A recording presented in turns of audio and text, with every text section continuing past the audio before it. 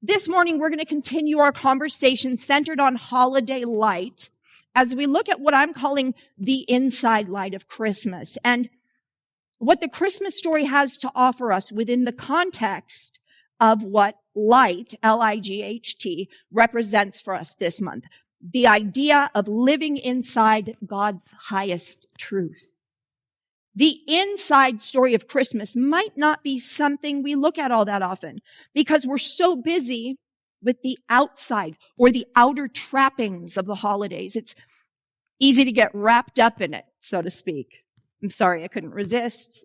The cheese starts flowing at the beginning of the sermon, and I generally get it under control fairly soon. So that was it. My guess, though, is that I am not alone in being a little behind in our holiday to-do lists. Am I alone? Tell me I'm not alone. Okay, good. Thank you. I feel much better because I'm a lot behind in mine. I have purchased a handful of gifts, and I haven't wrapped a single one. Anybody else quite that far in the boat? Okay. I love that. Bags. I see that. I have not even decided what veggie dish I'm bringing to the feast, and that should have been an easy one, right? So for all of you who have things to do, and for those of you who may be hanging out with me in minor panic mode because of all that is still left to do, here's a great affirmation. It's one that I turn to sometimes when I let my task list start bullying me, and it does. And that is, God is directing my every step and blessing all of my activities. I am on a divine schedule and all unfolds in perfect timing. Anyone want that again? Yeah? Okay. Do it after me. God is directing my every step and blessing all of my activities. I am on a divine schedule and all unfolds in perfect timing. Now I have to ask, who here is completely ready for Christmas? Anybody? We got one. Anybody else? No? We got one. I was going to have a treat for the people who were on top of it, but I didn't get to the part of my list that reminded me to buy them. So, if you come see me at the Christmas Eve service or on Christmas Day, I'll have something for you. Maybe. Probably maybe. It's good that some of us have the outside story of Christmas under control, right? And of course we know that gift giving and cookie baking and parties and visiting with friends and neighbors and all of those other wonderful things that happen this time of year, that those aren't the real story of Christmas, right? As wonderful as they are, they're not the real reason we do all of these things and celebrate. Christmas, of course, is the story of the birth of Jesus, a lovely and poignant story that beautifully opens our hearts and minds to the gratitude we feel for all we've learned from the master teacher, Jesus. As the story goes, he was born in a stable because there was no room in the inn. Wise men and a shepherd followed a star to be with him. And as colorful as this story may be, believe it or not, this too is an outside story of Christmas.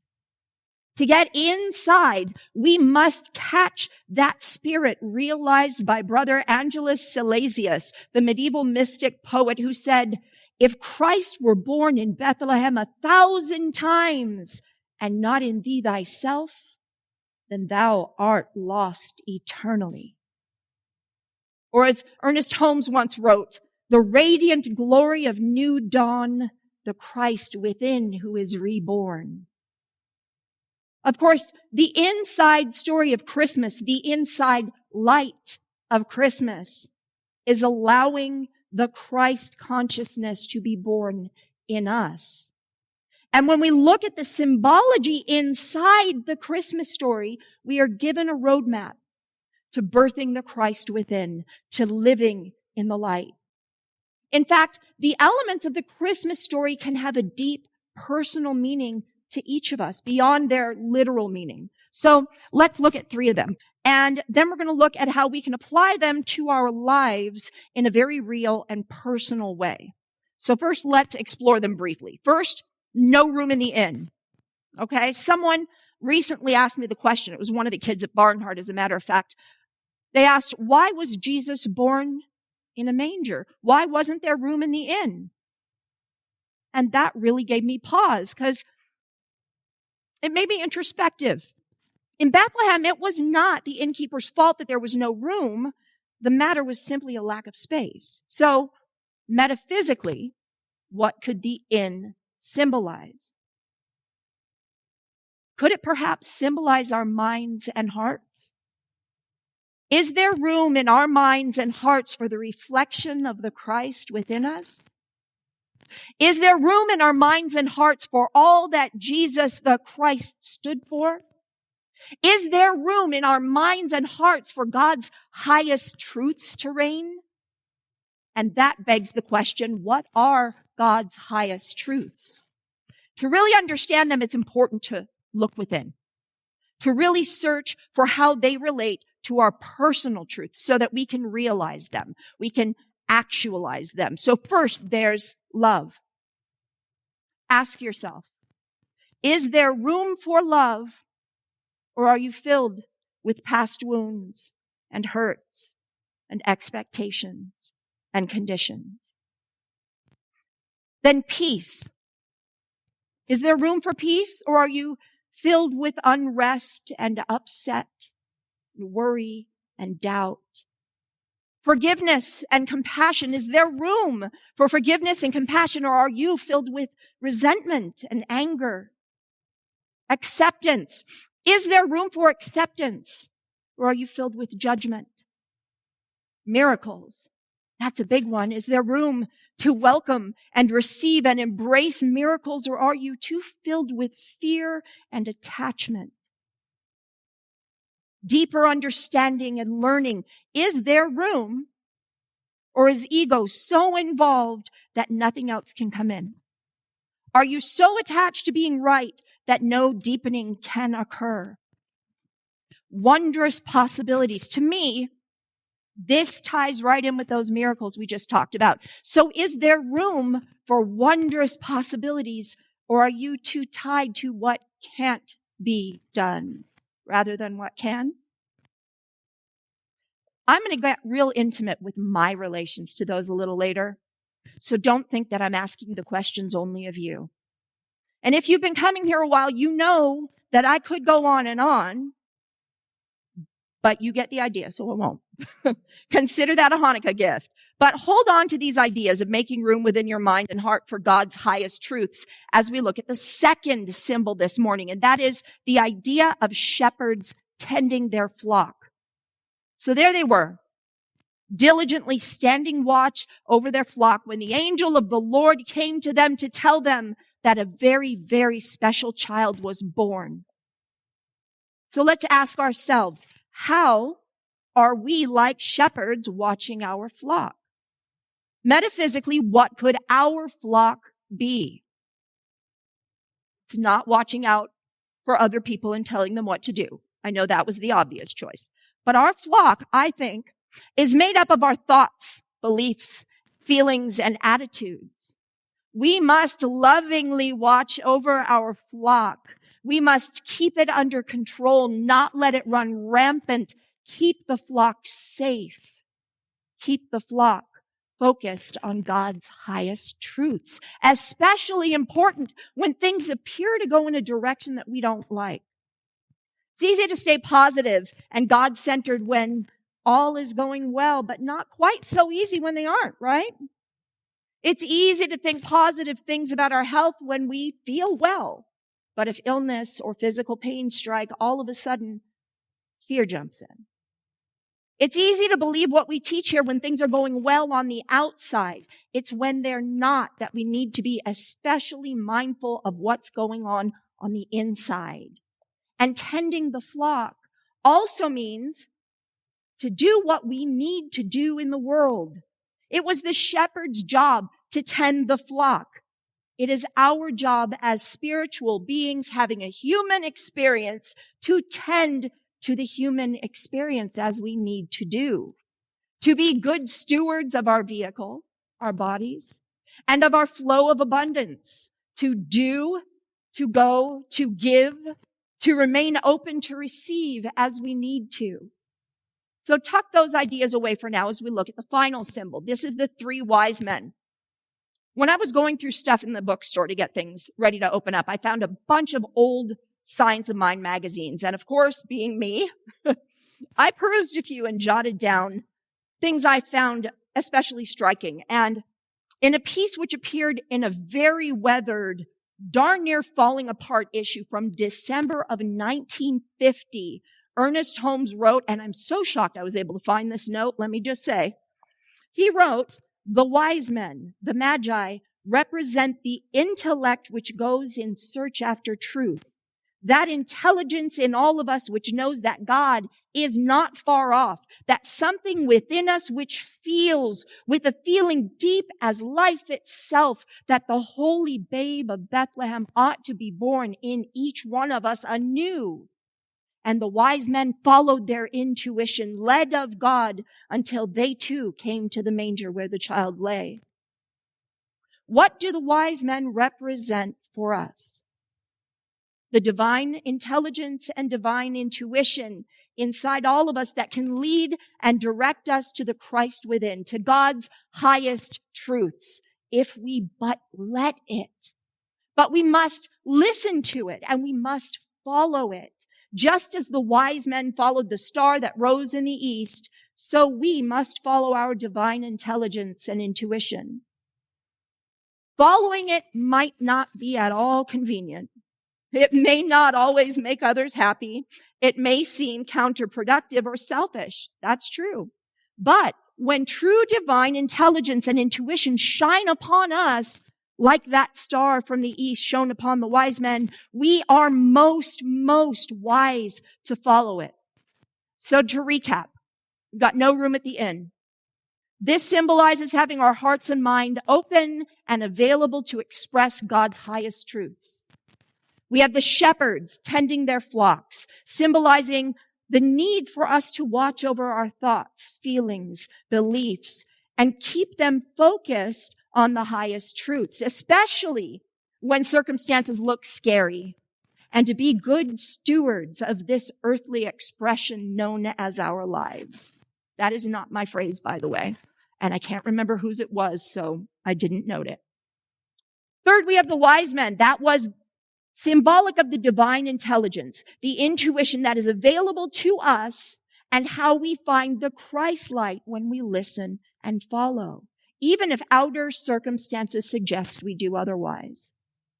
And I want to look at them in a more intimate way. So let's take a personal look at the wise men symbology, that divine intelligence.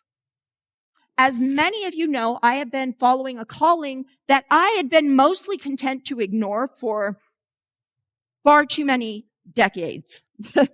And I've been taking on more and more as I'm led to act. And although I can't imagine doing anything I love more or find more fulfilling to do, I've begun to realize that there is such a thing as too much. Through the last year and a half, as my dad down there has been gradually urging me forward and encouraging me to embrace more and more responsibility, he's also made a point of reminding me not to take on too much, not to let myself get burned out. And I've listened. Sometimes. Okay, occasionally I have definitely taken on more than he'd like to see me balance all at once. I get excited and the ball gets rolling and takes me with it.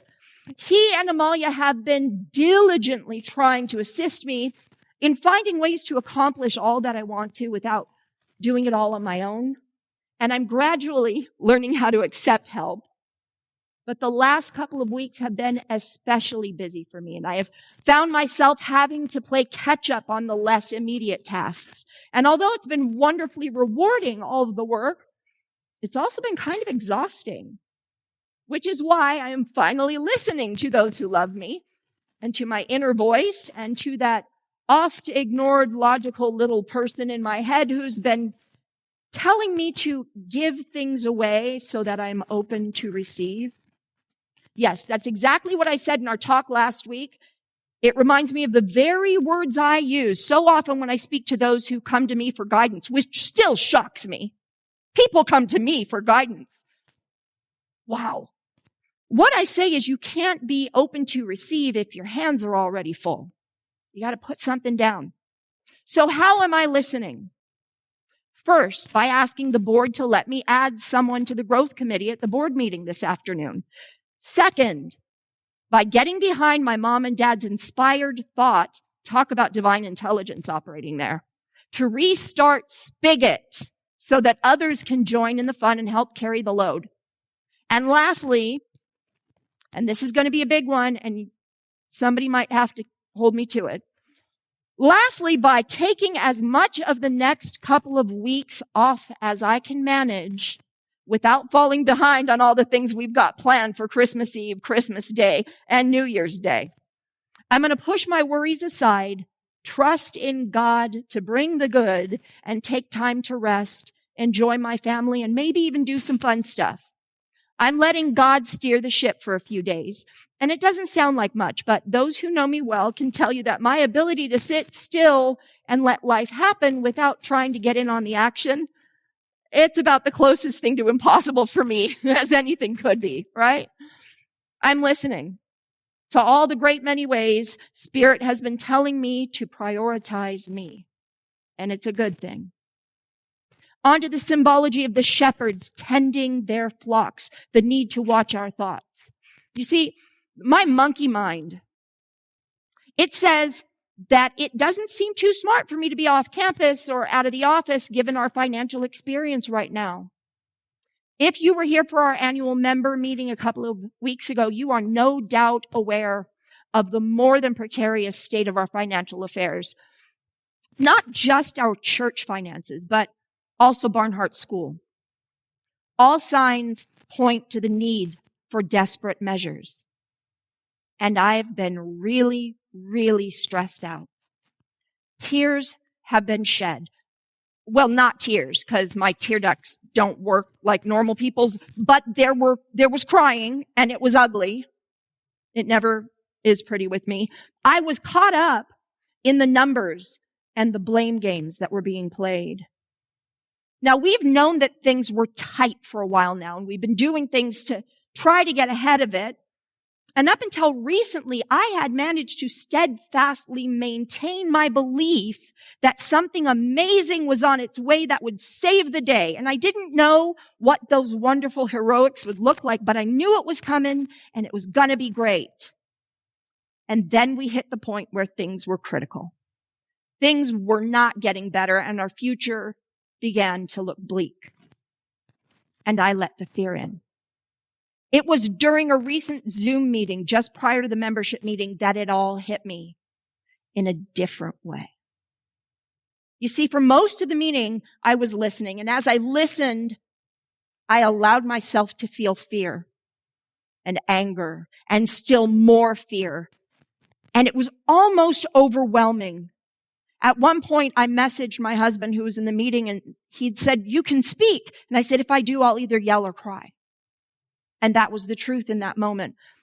But toward the end of that meeting, an affirmation came to me, and it came quite out of nowhere, and it was loud and crystal clear, fully formed, and it was, "Miracles do happen, and ours is on its way, gaining momentum with every second." And I kept repeating it. And I kept repeating it, and I started sharing it with anyone who would listen. And in doing all of that, I remembered who I am, who we are, and I began to let go. And through that letting go, I became aware of conflicts in the vision and intention which this campus was founded upon.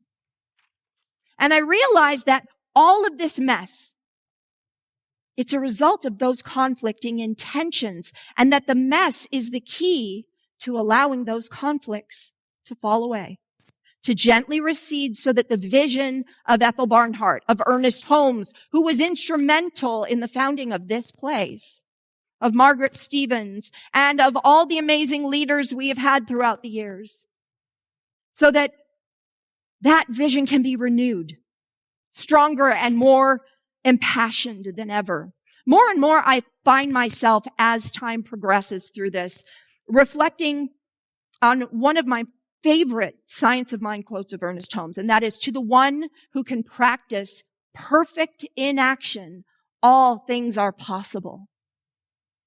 And I've reformed what that means to me. It does not mean to the one who can just sit back and say, you drive this, you've got it, I'll sit here and do whatever you want. No, practicing perfect inaction means actively knowing that only good can come out of any situation, and actively holding that vision, holding on to that belief, not the thought, but the belief that all things lead to good.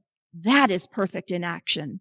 So we must tend our flock by staying centered in truth and by being good stewards. So room in the inn symbology, hearts and minds open. We must make sure there's room in our hearts and minds for God's abundance and love to flow through us. And I've learned a wonderful lesson about the ability of my ego to jump in and try to steer a ship which was not and never has been and never will be in my control. And I've learned to check that pesky ego whenever it decides to make itself known again. I hope it doesn't, but it probably will. This experience, all of this seeming chaos and crisis, all of the number crunching points, it's calling us to a higher place, to a greater oneness with God.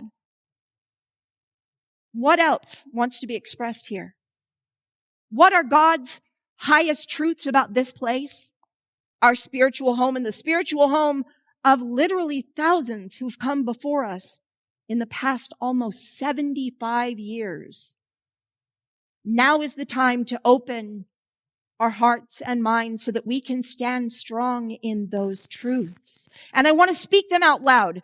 It is my belief that there is power in speaking words of positive affirmation, in speaking words of truth and love, words of vision and purpose out loud. In my experience, saying things like that right out loud in the open, it makes them real. It kind of greases the wheel so that our greatest good rushes to us faster and faster with each word and each repetition. So here are our truths as I see them. The Santa Anita Church and its Barnhart School are God's divine idea in expression. We are providing spiritual community to a world so very much in need of it. We are unity in action, in word, thought, and deed. We are here to serve as a beacon of light in our community and beyond, and we shall continue to shine for many decades to come. Through the ripple effect, we have touched thousands of lives over the past nearly 3/4 of a century. That sounds even bigger, doesn't it? We'll officially be 75 on May 1st. That's big. We are open to evolving into even greater greatness, open to the answers to the question, what deeper truths are we to know and live through this experience together? We are being called into something so much more powerful than we are right now. I'd like to invite you to share these truths about this place we all love so dearly, to revisit and focus upon them at every opportunity. And even more, I invite you to take some time during the next week, amidst all of the hustle and bustle and to-do lists, the celebrations and the excitement of the season.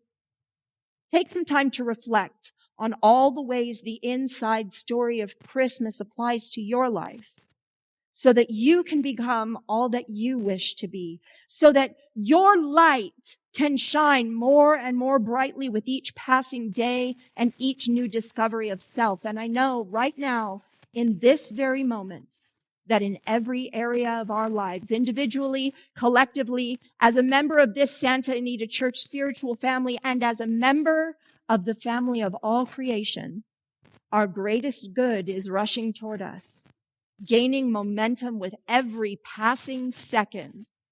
So let it be. And so it is. Amen.